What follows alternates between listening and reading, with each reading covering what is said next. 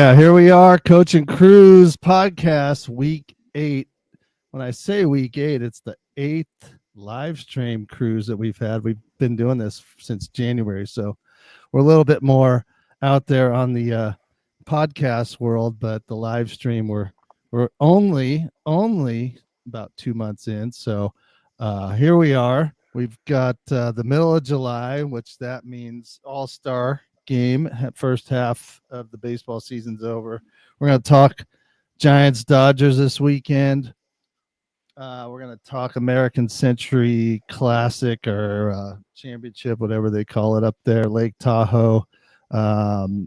Always a good time that weekend that happens. And we'll talk a little All-Star game, home run derby. I've got some questions for Cruz about that kind of stuff. And you're on vacay. That's what you tell me, Cruz. Tell us a little bit about that.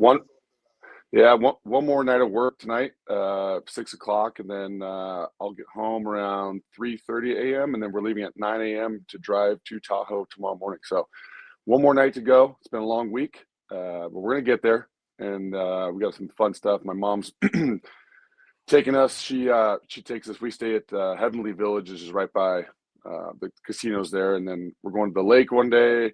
We're gonna be at the pool. I'm playing Edgewood 2 days after the tournament, so super excited about that. Just can't wait to get there, but we're going to get there. It's good. It's been taking some time, obviously. The last week of work when you're going on vacay always seems to be the longest week of the year. So we got that coming up, so I'm super excited about our little trip coming up. Well, you're lucky you'll be going against the traffic where everybody's coming home, which is nice. Obviously, I've got Edgewood 18 behind me. I don't know if the viewers were watching, if you watch the TV broadcast, it's kind of this picture that's behind me is kind of the view from when they show that big overhead crane shot that they have pointing down to 18. You can't really, and right over my left shoulder, your right, is that there's a sand trap there, and that's where like the Currys, when they play the 18th and they finish, whoever loses or whatever, they have to jump in the lake. So that's kind of where they take off and run in the lake. So it's kind of hard to tell if you're not familiar with the course, because there's so many people at the event. So you really can't see that in the picture behind me, but that is the view, right? That picture's probably taken spring. I don't know, because there's a lot of snow on the mountains. But yeah, we'll talk about Edgewood and the Classic here coming up, because that's a fun thing to get into with all the celebrities and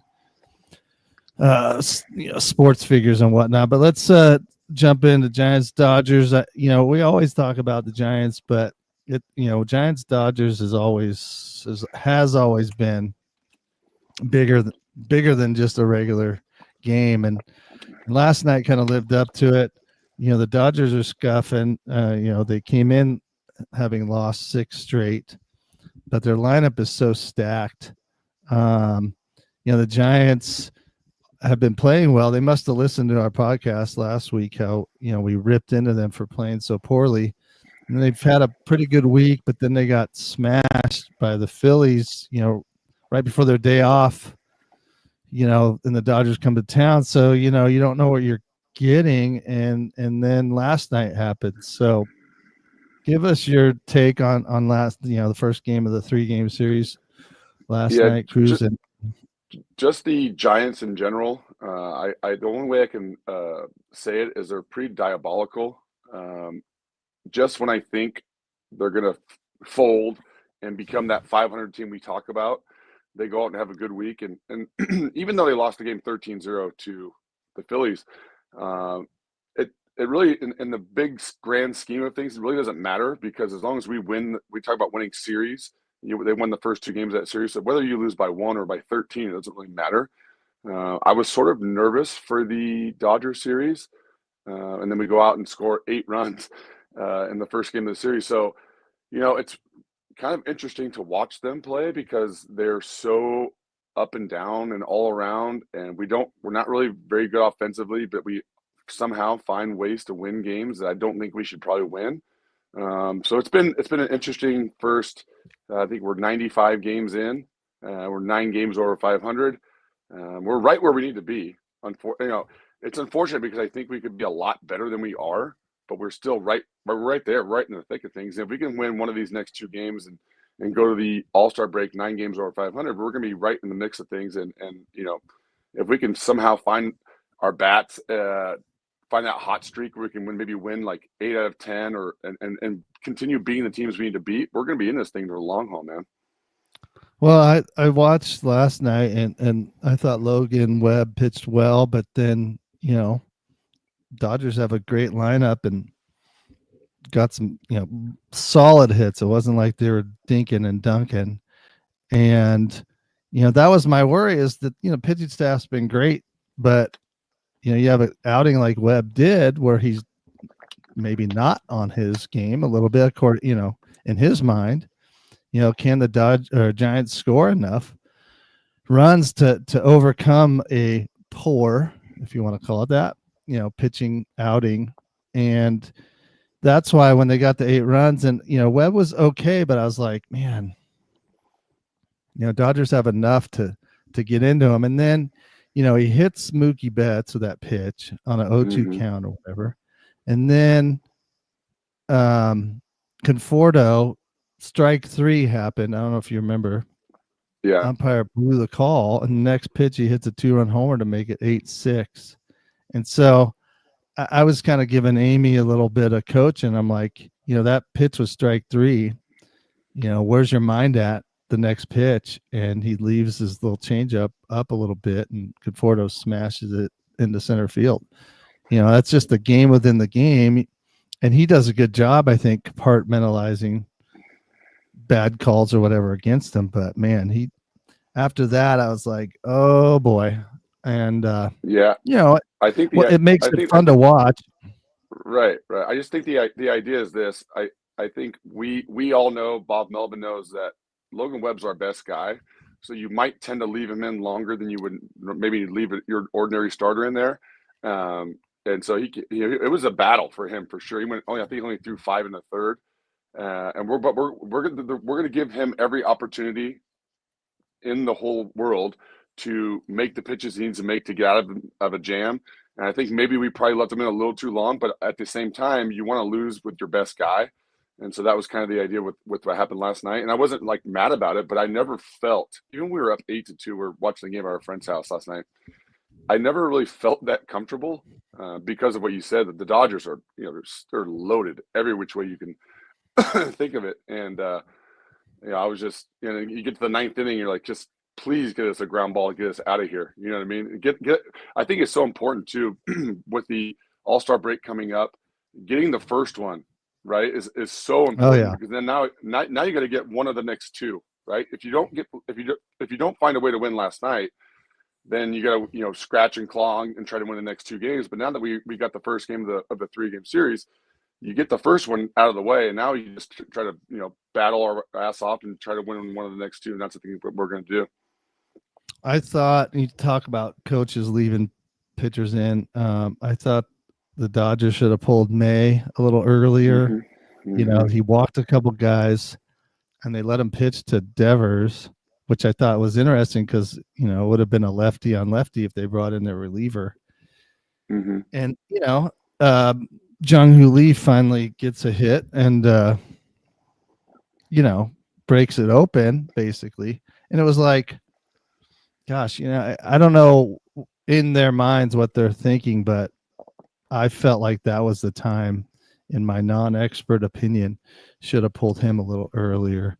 And I don't know much about May, but the guy throws hard and got a big, young big arm. Yeah. So, but I just feel like those things, right? You know your players better, but for whatever reason, I could tell. I was like, I don't know. I think I'd play the percentage. You got a bullpen. All these guys are professionals. Sit that guy down, bring in the next guy. But maybe the guy, I don't know, because the guy they brought in, the lefty, he struggled a little bit coming out of the pen early. So who knows? But one thing I do know is like Otani is a friggin' stud. I mean, you don't get to watch those guys very much, especially when it's the rival team that you hate. But man, when that guy, he reminds me of like when Bonds would always come to the plate. Yeah. Every time he comes up, it could be magic, and it's scary. Like Yeah. when The craziest thing about Otani to me is when he first came in to the major leagues, I assumed he was not going to be much of a hitter. I assumed that he was like a pitcher guy. And to be able to do what he's doing, and he's not even using, I don't think his best asset, I think, is his arm. And he's still the best player in the big leagues, in my opinion. To be able to do what he does, like you said, every time he comes to the plate, you're like, I think he's on a homer. Like I honestly yeah, think he's on a homer every time he's at the plate. And so it's crazy to me to be able to be that good offensively and still potentially be the best pitcher in the big leagues as well. We had a shot at getting him. Remember back there was a no, lot I of talk. know. Maybe and I can only imagine, him playing on our team. But to be able to watch him and see what he does is, I mean, he's crazy good, dude. Yeah, I was kind of doing the Bonds comparison, but then without ever seeing Babe Ruth or Yeah. but I mean, it's kind of crazy to put that guy in saying that name, but to do what he does, to pitch and hit, like, and not just hit, like hit bombs. Mm-hmm. His home run last night was insane. It was like a Mm-hmm. little cut fastball that it took about a blink of an eye for his bat to get on that ball, and he Yeah. freaking crushed it into McCovey Cove. The Like crazy it was. thing about Otani also is you think of like pitchers, and I separate pitchers and hitters. It's just what we do. He steals bags too, dude. Oh, I He can do know. it all. He can do it all, man. And that's if you get to really watch him to really know what the guy can do, because he does so many good things, man. He hits for a pretty good average, right? He hits around 300. He's got tons of pop. He can run. He throws 100 miles an hour. So, like, you want to talk about like the Babe Ruth comparisons? I know we can't really talk about that too much, but I mean, who if it's not him, then who is it, right? That's the way I Right. look at it. Like, he is a generational talent, and he's going to be good for a very long time. He's still pretty young. I think he's 28 or something like that. He's young, Yeah. um, and he's only going to get stronger on the mound. Right? They're kind of like taking it easy on his way back to get in to the mix of throwing again. But just watching him play, it's a joy to watch. He seems like he has a really good time. I really like watching guys play that seem to really enjoy their craft. And you can just tell the guy's a good guy. And, the Dodgers got Right. a really good one because he is a really fun guy to watch play baseball, man. Yeah, I agree with all that. I think that I look for that stuff too, and it just looks fun and effortless. And when guys look effortless doing hard things, they're friggin' studs. On to another guy who's starting to come around. We were talking pre-pod about Adamas and his July. I've got a couple stats. His July is batting 361. In July, he's got 3 homers and 12 RBIs in July. Um, he looks like he's having fun. I mean, his home runs, he's getting the crowd going, and all that stuff. Whenever they show him in the dugout, he's smiling and joking and pointing to people, and he seems fun like that. But then you watch him play some D. Gosh, I mean, it's like a circus sometimes on routine ground balls and stuff. So for what you thought, for what I thought he'd be, I still don't think he's lived up to what he's supposed to be. Mm-hmm. But not saying he's a bad player at all. I think he's pretty good, actually. It's just, I'd like to see a little bit more. What are your thoughts on his season so far, or just even recently? Yeah, we've talked about this a lot.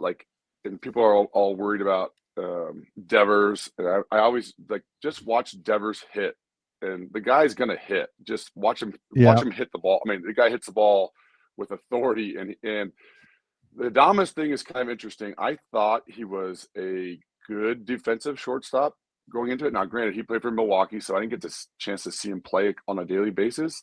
I think what you're going to probably get is a guy that's probably going to hit 240. He's probably going to hit 25 homers. He's probably going to drive in 80. So at the shortstop position, offensively, I think he's at where he needs to be. I wish he would be a little bit better of a defender. I'm not sure if it's like a flash in the pan kind of thing. But, I thought going into this thing that he was going to be really solid all the way, like his whole game. And he's kind of scuffled to begin with. I do think this, though. I think this is super important. I think he likes playing for the Giants, which I think is important when you pay a guy that kind of money to come in. And I think he really enjoys, because you've been to Oracle Park 1,000 times. Like, it's a good place to play, man. And I think he's really embraced playing for the Giants. I hope his defense gets a little better, but his offense is starting to come around, and I really, really like that. Yeah, we talked about offense turning into defense if you're scuffing. You bring it out there. If he's starting to catch a little fire at the plate, maybe he'll relax out in the field a little bit more. It's just funny, right? A professional, real any level, but especially professional, a simple mistake is a big problem. Like Jung-Hoo Lee dropping that ball in center field, turned into more runs. Adames dropping that ball, trying to go for the backhand. You make an error or do something like that, and other teams are going to capitalize with. And that's why Adames' defense is scary, because I've been watching a lot of them in my freer time that I have this summer. Being out, now it's almost like a Giants game's on at night, and I'm watching it. And the routine ground ball to him, he once or twice a game he's one hopping it to the first baseman. And the thing is you don't know that in the box score. If you're not watching the game, it looks like a 6-3 put out. It's like the base hit, right? You hit it off the end of the bat and it drops over the first baseman's head versus the line drive, one hopper to the right fielder or whatever. It all looks the same.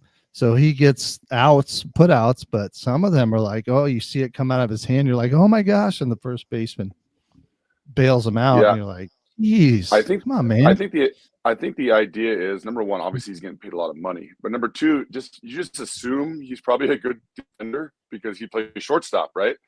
Right. So I think maybe me in general, like I think he is okay defensively, but I kind of assumed he was going to be a better defender. I'm not sure if that's going to like be a long-term problem, but it's kind of scary watching him play shortstop at times. Like you said, like he's got a good arm. You can tell that. Like he's rifling balls over to first, and they're one hopping our first baseman. I just assumed he was a better defender. Maybe I was incorrect because I didn't watch him play enough to where I like saw him play on a consistent basis to see like, oh, this guy's a really good defender playing shortstop. I think maybe the reason why he was able to get as much money as he has is because he's a really good offensive player. I'm not saying he's a bad defender by any means, but what I'm saying is I think we just assume one thing, and then you watch him play, and you kind of like, okay, maybe he's not the defender we anticipated. And so, yeah, it's kind of tough to watch, especially, I watch every game that the Giants play.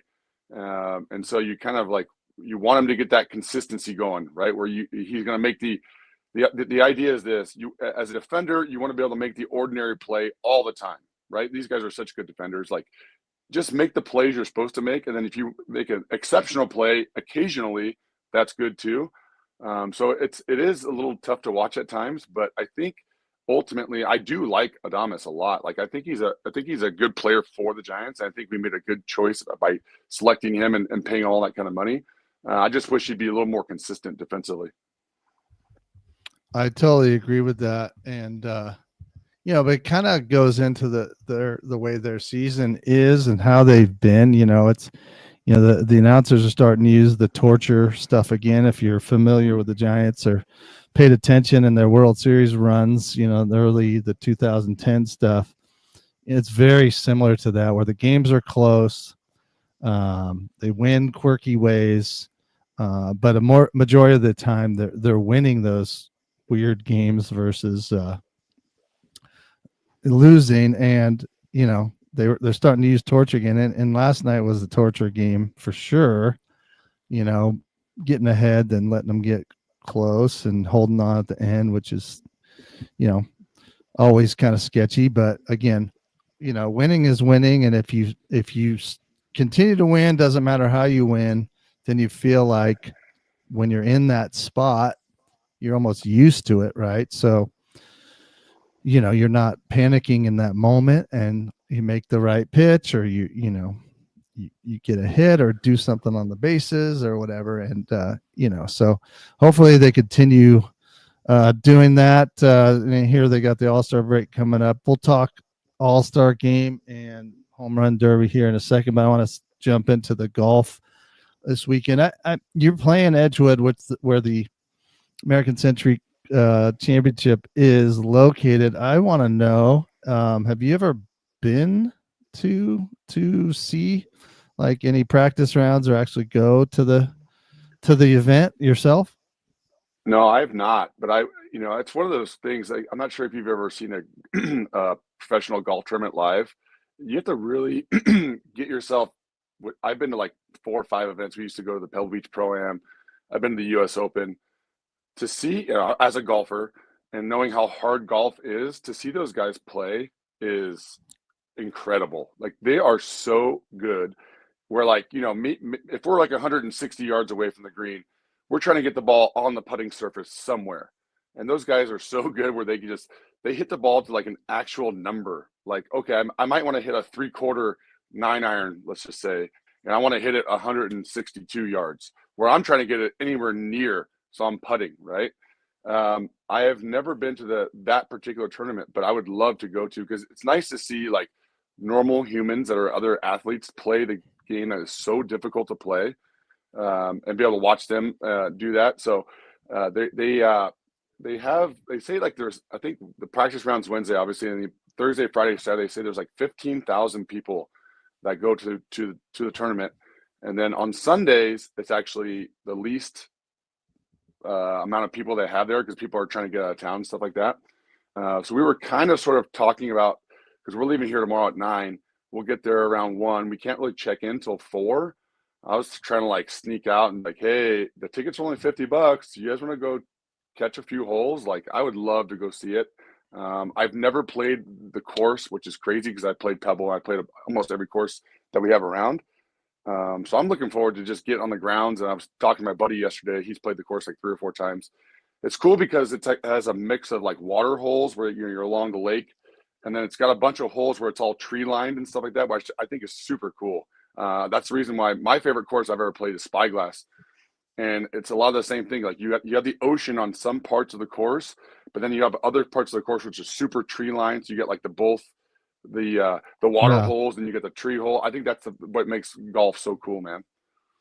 Yeah. So for the listeners, viewers out there, I live about an hour and a half from Lake Tahoe, and it's one of those things where you feel like you need to go to Tahoe. Again, looking at the picture behind me, just the lake in general, and going in the lake, it's chilly, but when the weather's like it is right now, it's perfect.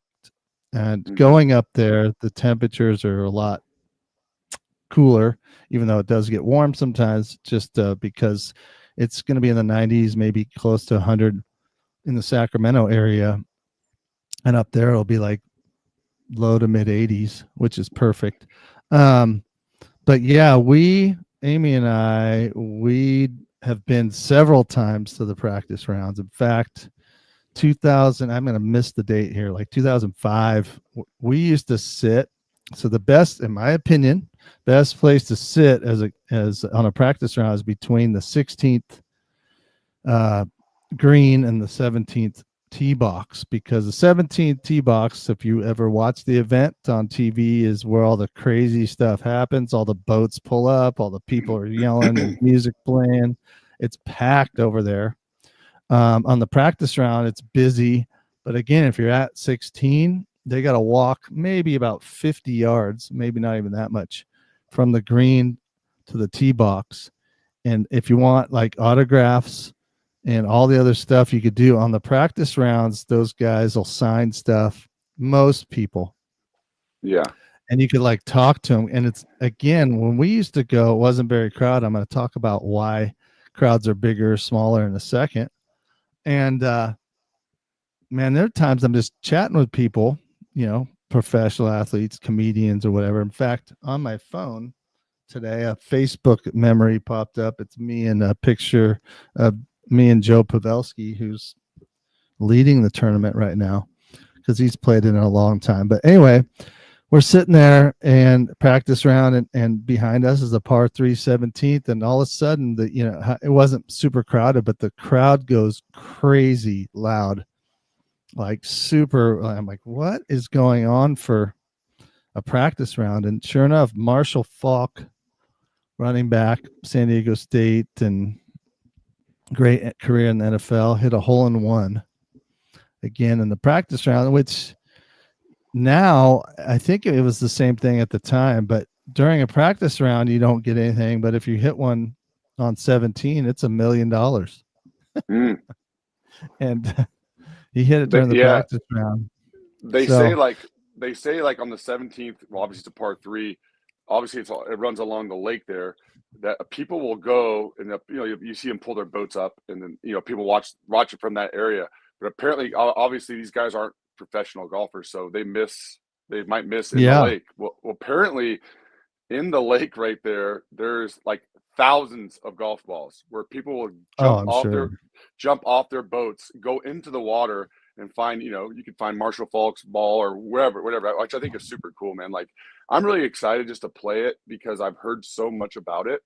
And I cannot believe, because I love Tahoe a lot. Tahoe is a great place to go. We'll go to the lake one day and hang out by the water, but we're going to get I think it's supposed to be 87 all 4 days we're there, which is, very warm. The cool thing about Tahoe, people that are listening, is no matter how warm it is during the day, it super cools down at night. Like, it's the high is 87, but the low is 50. And I always like waking up, like the air is so fresh there. You don't have to deal with any of the smog that we have to deal with here in the Bay Area.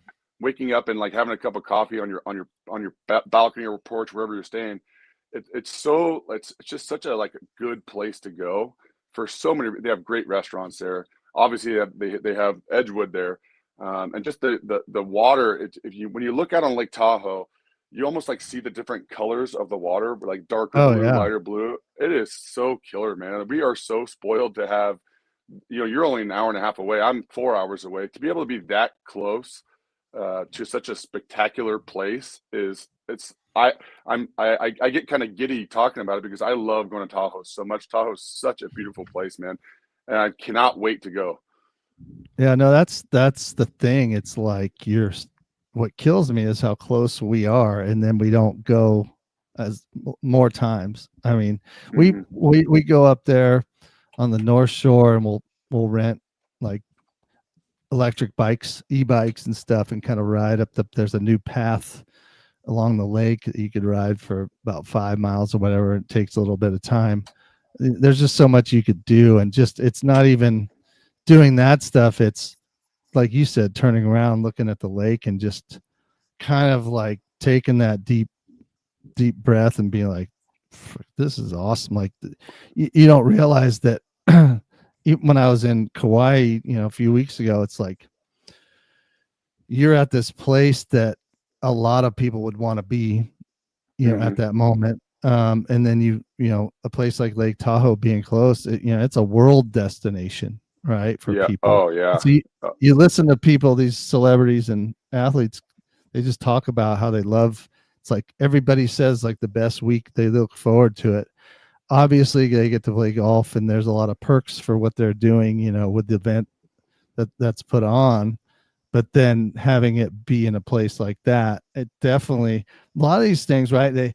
They package the ESPYs, the sports award show on ESPN is usually right after Edgewood, because a lot of these celebrities are in California. They have that event, the All-Star breaks happening. So it's kind of that end of the year pause between a lot of the sports. Yeah, baseball's still going on. Mm-hmm. And then it kicks off like as soon as All-Star game's over and this Edgewood, that's when those NFL players that play in this, man, they go right back to getting ready for the season. So it's kind of a the end of something, but also the kickoff to the start of like the fall season. So yeah, I mean, Yeah, I've run into. Go ahead. that's what's so nice about like being in the area that we're in. Obviously, our weather is very good here, but like we're 40 minutes away from the beach, and I'm 4 hours away from Lake Tahoe. Like, what is better than that? We just went to friends of ours have a place in Aptos. We went to Rio Del Mar on Oh yeah, Tuesday, and just it's just so peaceful, man. Like to be able to be that close to the ocean, and then be only 4 hours away from being in Lake Tahoe. Like to be able to say that, oh, Tuesday I was in Aptos at the beach, and now Sunday I get to go to Lake Tahoe. It's like it's pretty surreal, to be honest with you. And yeah. people don't really. There's a reason why it's so expensive to live here because we have such beautiful places to go visit, and to be able to be so close to so many different cool things is one of the reasons why I love living in California. Period. Yeah, no, I'm like strangely attracted. I say strangely, but I think a lot of people are like this. Like if you don't understand like the ocean, I'm like drawn.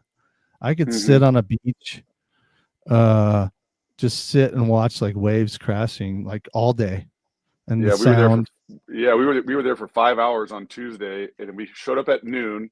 And before you know it, it's 5 p.m. And all I did was sit on my chair, watch my kid play, and they were doing the boogie board and all that kind of cool stuff.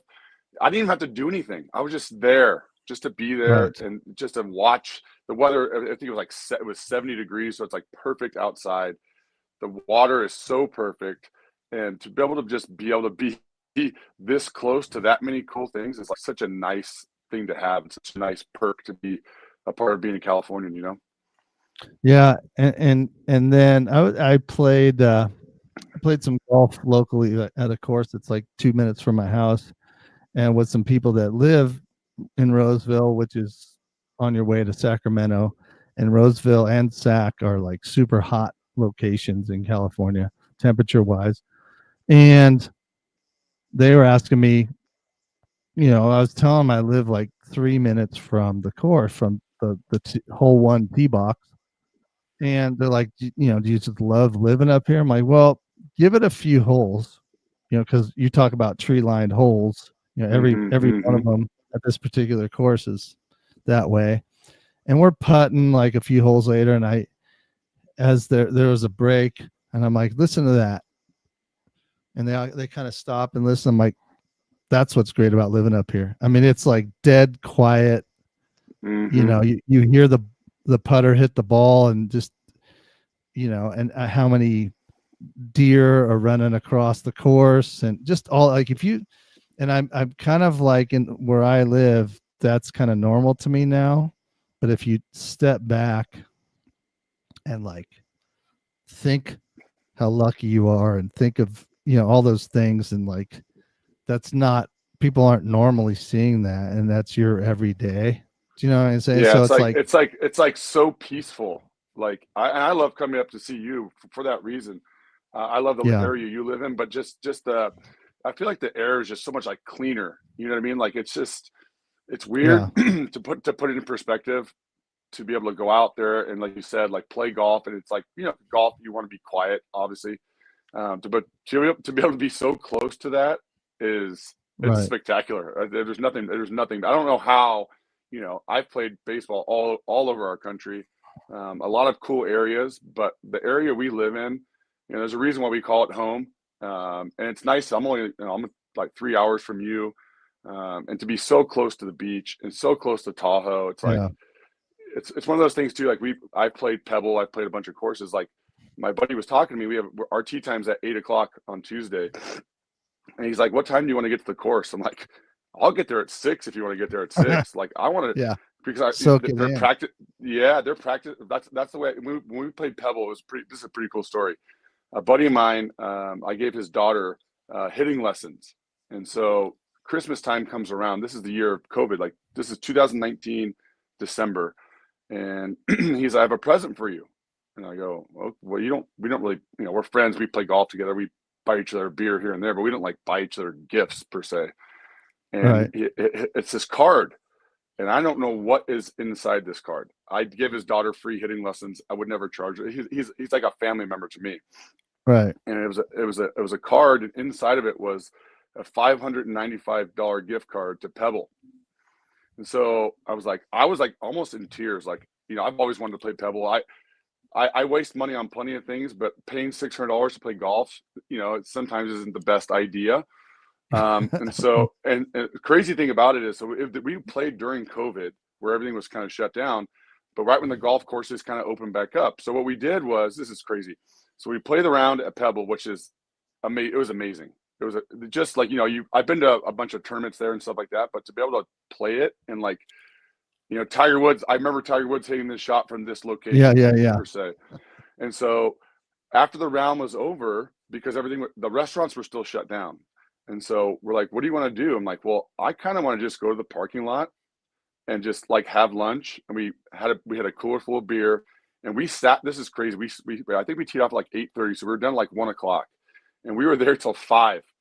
And the guy comes out, and I thought we were like almost in trouble, maybe potentially, because we obviously overstayed our welcome.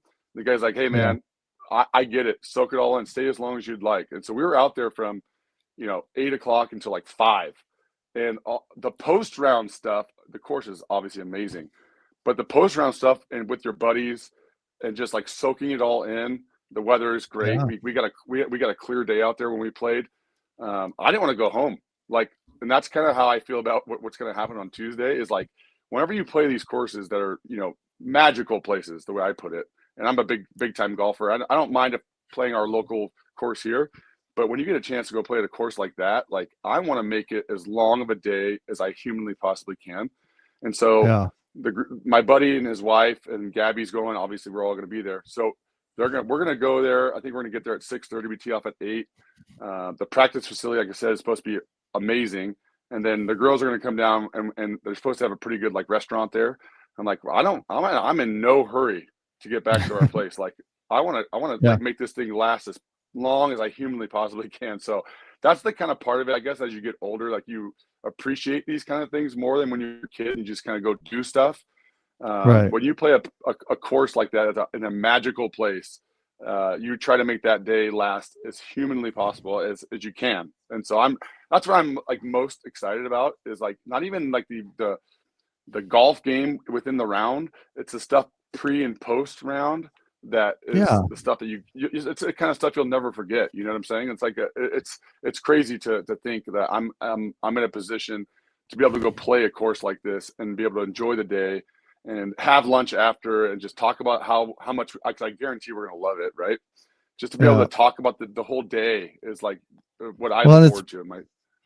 You also coming off the tournament being played this weekend, if you get a chance to watch the tournament, guys are hitting great shots. You talk about the Tiger Woods thing, these guys, someone might hit this great shot here today or tomorrow or something. And you're like, I could drop a ball down right here and do the same kind of chip, that somebody famous just did from that same spot. And, when you go there, you're all the bleachers and all that other stuff are still going to be up there from, they're not going to tear that stuff down. So it's going to look pretty much like it is on TV this weekend. So if you guys get a chance to watch the American Century Championship, do so, because not only is it fun to watch, golfers that aren't that great. I mean, watching yesterday, guys were hitting just awful shots, and here they're famous people, so they're used to being good at what they're doing on TV,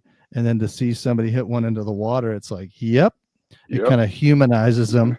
Like, yep, done that before. A lot. So anyway, so get on TV and watch that, or get out to the course if you're local, because it's definitely, man, you talked about how much it costs. I remember going for like $10, and they were big on like not raising the prices. And so what ended up happening was, and this, is the amount of celebrity that started showing up. Now they had famous people, but when you start bringing in Justin Timberlake and guys like Steph Curry, they realized that those are the money hounds. Because I'm telling you, Timberlake's on tour. I think still. That was Amy giving me that detail yesterday because he's not at the tournament. But I think Timberlake and Curry didn't play a few years ago. And man, the crowds just aren't the same. Like a lot of people go to this thing that just want to see those people. They aren't golf fans. They don't care. It's cool to be there, obviously, but they might want to get an autograph. And, I've got picture after picture of guys like we're 10 feet away from like super famous people. So it's definitely become an event where they pack it. And I look at like the way they do 17 now, man, the whole basketball shooting thing that started with a fan put it out there from like, they pulled it off their boat and people would shoot at it. And now like the American Century Championship has like their own hoop with like a little floor and it's got their logo, the American Century Champion. They turned it into like the spectacle. There's so many different things just within the last few years that they do there. They just realize it's, you can make even more money off of the patrons coming in, obviously, because they're coming to see. And then they obviously want to draw, you as much as they want Timberlake, when he's on tour, I'm sure they're like, hey, and I'm sure Timberlake wants to come back because it's awesome for him, but it's like, hey, anytime you're not doing something, you're more than welcome to be here. Because again, there's nothing better to compartmentalize it all. If we see it as a bucket list thing for us, but then all these superhuman people that play sports and are athletes and are singers and all that, if they see it as a bucket list thing for them as well, it makes it that much more special because Tahoe is that good of a place. Like I mean, like the course is beautiful. Obviously, the weather is perfect, and like to be able to go there and to be able to like, I'm sure Curry didn't play last year. I forget. I don't even know why he didn't play, but like Olympics. That's right. He looks for if Steph Curry is looking forward to this tournament, then so the hell am I. You know what I'm saying? Like that's the way I look at it. Like these guys are, and these guys, they do I like how NBC does it. They'll interview tons of people, tons of the players, and guys, they humanize it themselves. They know they're not very good, so they'll joke, the golf's not good, but the weather's great, and I love being here. Then you have the more serious people that talk da da da da. But that's what makes it fun, because you are talking to golfers as they're playing around normally in these professional things. And I understand it's professional for big money or whatever, that they don't talk to the Rory McIlroys as he's playing the Scottish Open or whatever, I totally get that. But that's what makes this one fun, because it's super competitive, which if you're a sports fan, you like, but it's also it might be a guy you've watched in another sport or listened to on, in your car, whatever, or watched it in a movie or something. And then they're also playing a sport and they're pretty good or maybe not. So it kind of makes it fun you have the best of pretty much all of the things you like. Do you know what I mean? Like you're saying, I'm piggybacking off of what you're saying. And then it's obviously in a great spot. And then when they talk about it, you could just see it's very competitive, but it's also like a vacation for them. Yeah, it's like you can tell like it's like very enjoyable, right? You can just tell, like, just look at the smiles on their faces. Like these guys are, make some of the most money that you can possibly make, right? To be able to go to a place like that, and you can obviously see the joy that they're having while being there. That makes it that much more special. Well, they interviewed, Charles Barkley, who's renowned terrible golfer, like hit some absolute awesome shots yesterday. I mean, he holed out from like 100 yards. I mean, he was doing crazy stuff yesterday that he's never done.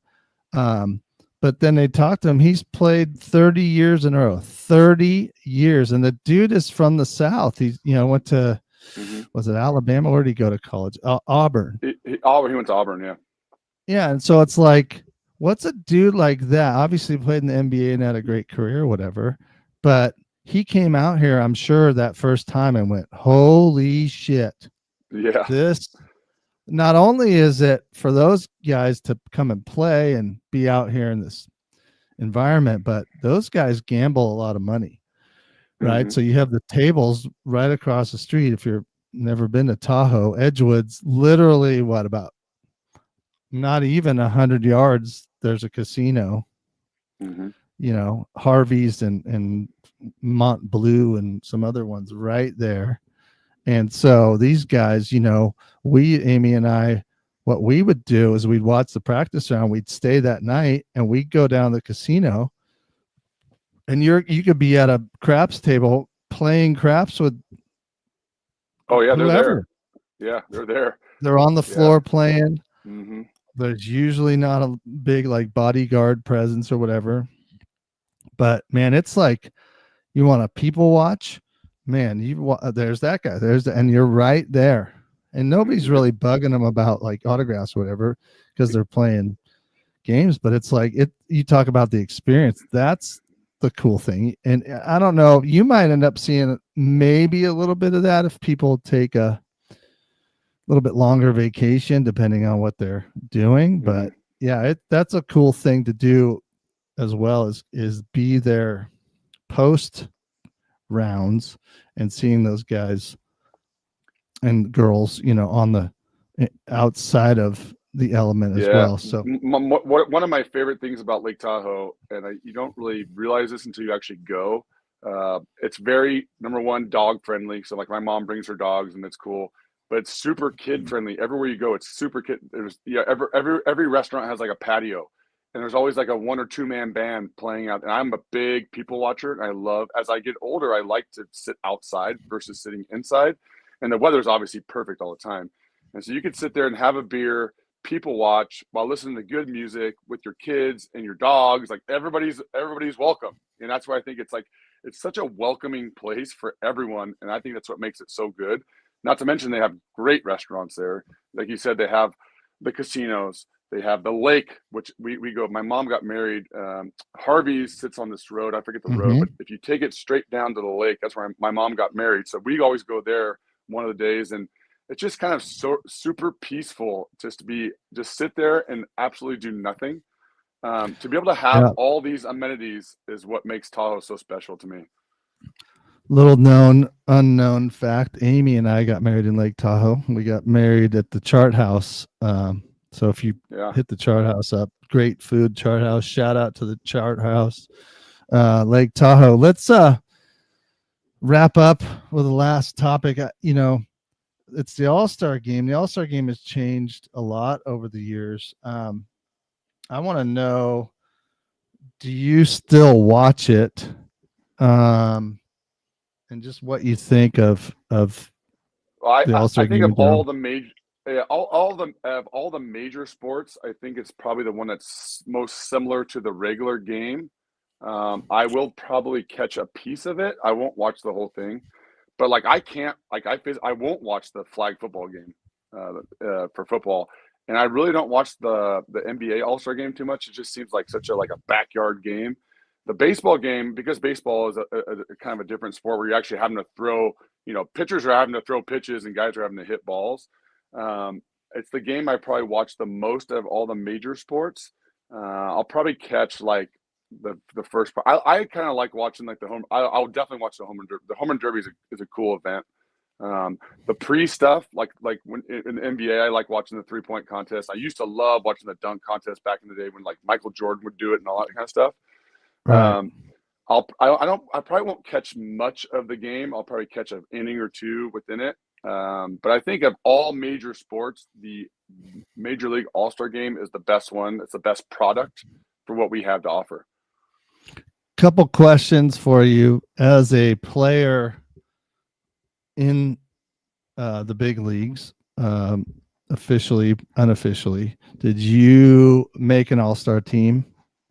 Did you ever get a chance to play them? Yeah, 2000, and we do ours in the middle of the year too, just like they do for the major leagues.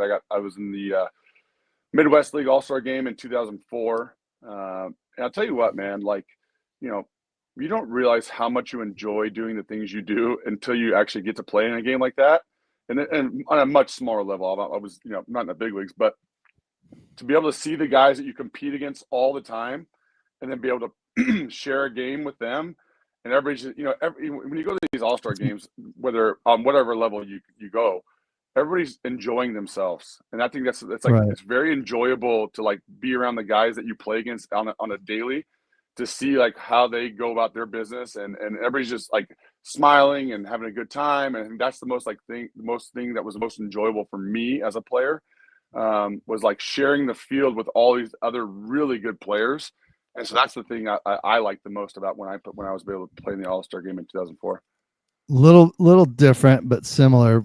When you're a kid, obviously you're probably making every all-star team. What memory do you have as a kid, as a player?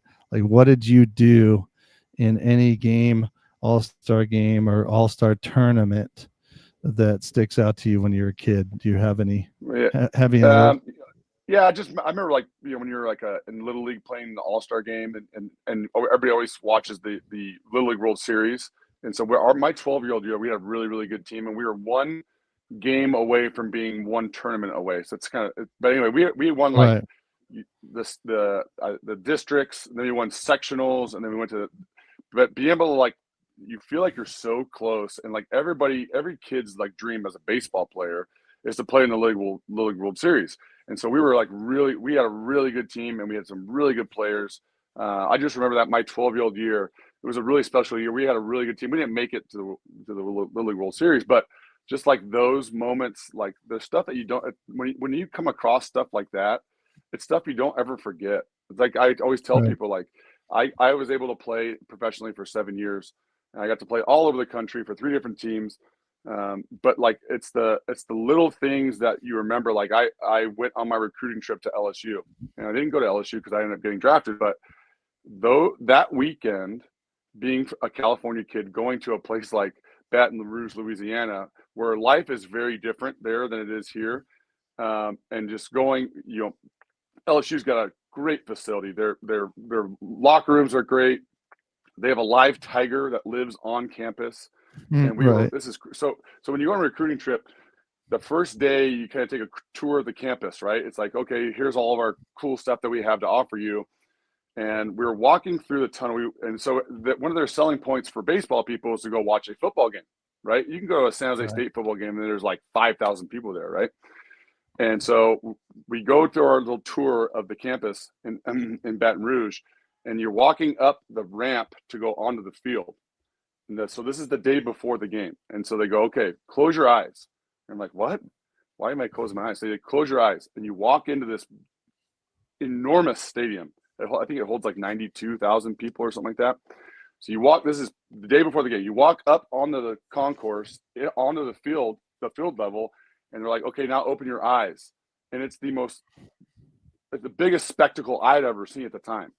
And they go, tomorrow night at 5 p.m., there won't be an empty seat in this place. And I'm thinking to myself, there's just no way. It's so large, right?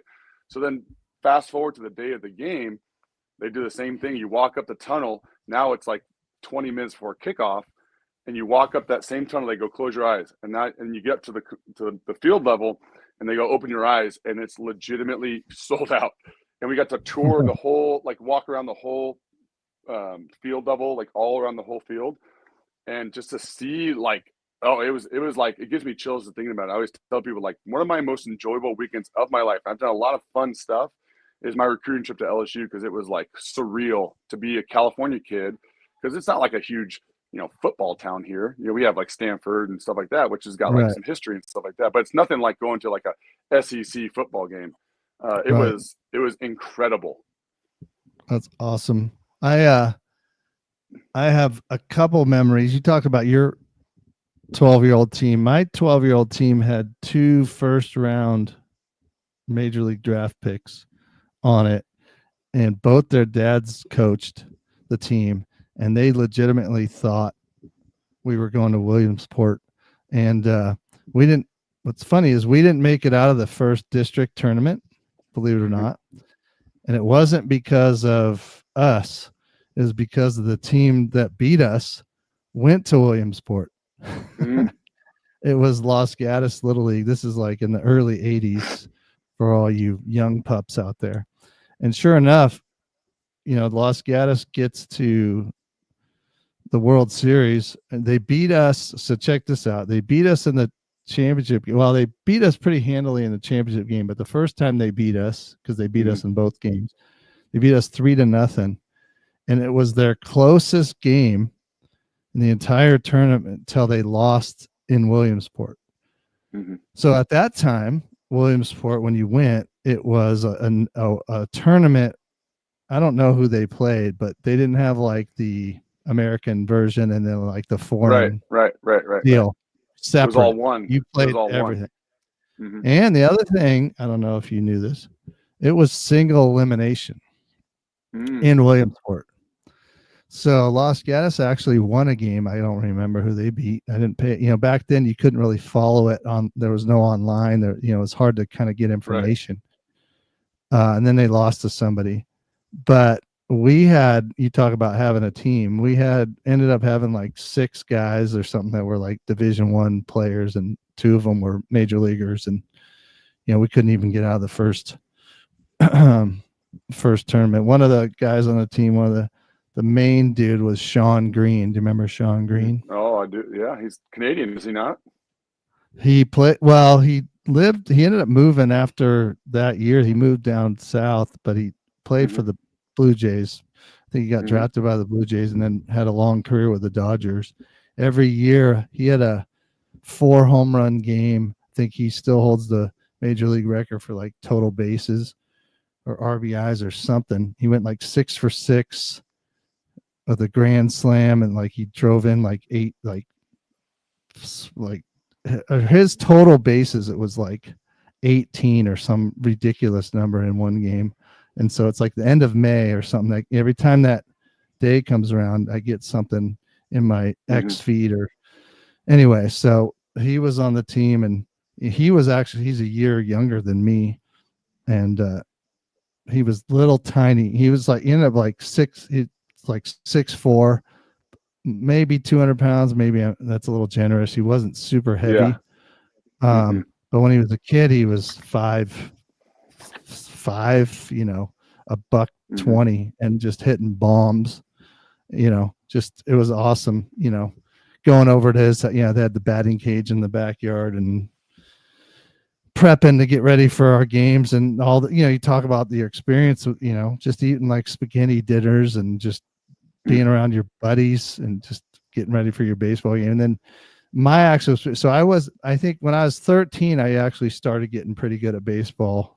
I was on that 12-year-old All-Star team, but I didn't play that much, but you had to get into games. And I remember I got a hit. I might even doubled, or I got a single and then they threw it around. And I ended up at second base, and I was so nervous, and my stirrup, I'll never forget, you wore the stirrups that were like separate from your sock. It had come out of my shoe, and the umpire's like, "Hey, you got to put that, because it was kind of hanging out." Yeah. And I could not untie my shoe. I was so either amped up or nervous. I ended up just like pulling it and like attaching it underneath my cleat, just between my spikes. Yeah. And I think that was we had a close game, and I think I scored the winning run somehow, either getting knocked in or pass ball or something. But that was millions of years ago, and I don't remember exact details, but I do remember those little nuggets. I remember the field. I remember being that. I think that was one of the first times I was like ever in a dugout where it like went down underground, like a dugout, not a, just a fence. And so, just those experiences you have as a kid in all sports, but when it's a high level deal, and those are tournaments versus specific games. Like the Major League All-Star game is a game, but anyway, it was fun. Just it's it's funny because you go back and you look at, because a lot of times you forget about what you did because you're in the middle of it, right? I remember, I forget who this was. I know for a fact he went to Florida State and played shortstop, ended up playing in the big leagues, you always think, oh, what was your like best game or whatever. I'm obviously I've had a 3 home run game before in my life. Anyway, the thing that sticks out specifically to me when you talked about that, he was at Florida State, so a very competitive, obviously D1 school, and he went 7 for 7 with 6 homers. I'll Oh, figure out. I could I can I only did see imagine, that. dude. I'm telling you, and I don't know if we played in the same organization. Maybe when I was with the Rangers, potentially. But just to think, like, you have like a 2 homer game or a 3 double game. Those are all good games. But can you imagine being in a competitive place like Florida State, playing shortstop and hitting 6 tanks in one game? Like, do you know how mind-boggling that is on any level? I'll never forget. It's like it's the stuff that you say. Like, there's certain things that stick out to you, and that you might forget details along the way, but the stuff like that, like I'll never. And whenever I can tell the story, I always tell the story because like that is incredible to me to be able to hit 6 home runs in one game at like a D1 good college baseball school. Like stuff like that, it gives me the Yeah. chills just thinking about it, man. So this right here, again, hard to see because it's tiny, but Sean Green, it was in Milwaukee, 6 for 6, 4 home runs, 5 extra base hits, 7 RBIs, and a record-setting 19 total bases. Total, that is insanity. It's like a month's worth of hits Yes. in one game. You know what I mean? Like, Yeah. it's so Think crazy. about that. Oh no, because like trust me, I've been a part of series where I get, you play a 4 game series and you get one hit, right? You go like 1 for 16 or 1 for 12 with 4 walks or something like that. To be able to do that in one singular game is absolutely mind blowing to me, dude. Yeah. So it's end of May, for whatever reason, just because it's such an amazing game, that video pops up, showing all of his hits and how many times he's run around the bases and just his total bases. There's a video of him talking. I don't think I've even watched that. I'm gonna have to watch that when we're done here. Anyway, yeah, so the experience is all that stuff, and that's what makes sports, if you keep all the crazy parents and do all the other stuff out of it and let the kids be kids, and that kind of stuff that makes those experiences like super fun, just being with your buddies and whatnot. It doesn't matter that it was when you're 12 years old or younger, or through college, and then you watch these guys golf and you watch these guys play Major League Baseball. We were talking about Adamas, and it looks like he's having fun, like he's they're getting paid millions of dollars to play a game, right? And if that's why I'm all for a little bit of celebrating, even in like the NFL, doing a little bit of extra. If you're not taunting the other person, and those guys work their ass off, let them throw their hands in the air, kind of do some, that's why they let them dance in the end zone a little bit. It's like, heck, we worked our asses off to make this play here. Let us do a little bit. Again, if you're not rubbing it into the other team, but I'm all for that. And that's what I always tell. Like whenever we get a chance to like go on vacation, and I have my son is 7 now, so he's like starting to understand like what's actually going on. And we just went to San Diego and we got to go to a baseball game, which is obviously my favorite thing to do in the world, to go see a ball game. And just to see the joy. I mean, you have 2 boys, and you know exactly what I'm talking about. Just to see the joy on his face he was never once. Yeah, he might want a cotton candy and a hot dog, whatever, which is no problem. But just to see the amount of joy he had on his face, like just being around all those people and like going to see like a live sporting event, man, it's so, as a father, it's really, really fun to watch. And as he's getting older now he's 7 and he's like able to understand what's going on. It makes it so much more enjoyable. Like, just he's so excited about going like to Tahoe. And I just love watching him play. And like, we were at the beach the other day, going to the beach or going to the lake. Like, it's times like these as a parent, which makes these things, it might be a little expensive here and there. That's why you save up to be able to do these things. And like you guys were able to go to Hawaii. Like, these are moments in your life that you're never going to forget. And that's what makes it so enjoyable for me as an adult. No, I think it's a future talk diving into that, because I'm more, as I get older, I'm more into moments, as crews seem to pop out on the feed real quick. But to finish up, have moments of, there he is, have moments in life, versus you're making memories, and I'm willing to spend some money on doing stuff because of the memories it's making, instead of missing out on it, and so anyway, well, let's we're about out of time for the week, and it was great to talk to you. And you're coming up this way. Wave hello to me as you're driving up Highway 80 tomorrow, and say a virtual hi as you're going by, and then have some fun. I'm curious. I can't wait to hear. Hopefully, I hear from you on Tuesday about your round, but then we'll talk about it for sure next week on the pod. And we'll catch up. All you listeners out there, subscribe to our YouTube channel and like everything we do. Check out the podcast on Spotify and Apple podcasts and all the other ones that are out there. And you guys have a great rest of the weekend right here in the middle of the year. Middle of July is about the halfway point, and we'll catch you all next week. Take care, everybody. Peace.